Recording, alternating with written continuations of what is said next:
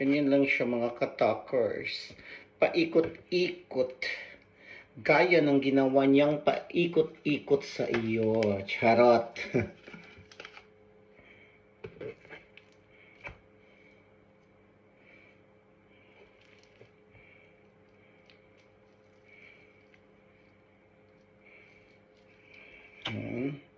Wala talaga yan siyang mga anik-anik mga katalkers.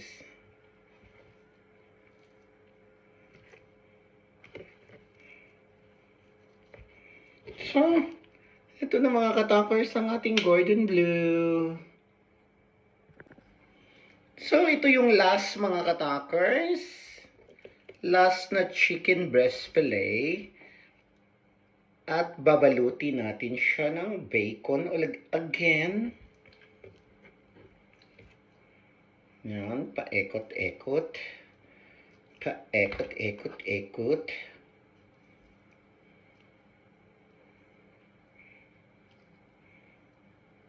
So, natutunan ko itong mga katalkers sa Swedish partner ko before. Kaya ako natutong mag-Gordon Blue. So, perfect! Guwapa kayo siya mga katalkers. Murag Shokane. Charot! Yan!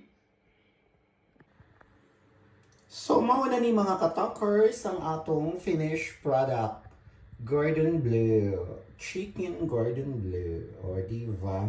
I-oven na natin siya mga katalkers. So, na-preheat na nato ang atong oven. At ilagay na natin ang ating manok. I-try natin siya ng 45 minutes. O, diba mga katakering? So, 45 minutes na mga katakers. I-check Republic na natin. Ang init. Check na natin kung pwede na.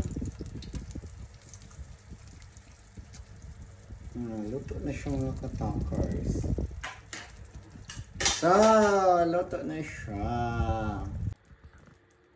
So, mga katalkers, mauna ni ang atong finished product sa atong Gordon Blue. Chicken Gordon Blue. So, naluto na gid siya after 45-50 minutes. Then, magpakauna ta mga katalkers. Kan anak ko ninyo, Fafa, magpakaunat ha. Bon appetit mga katakers! Mga unat na!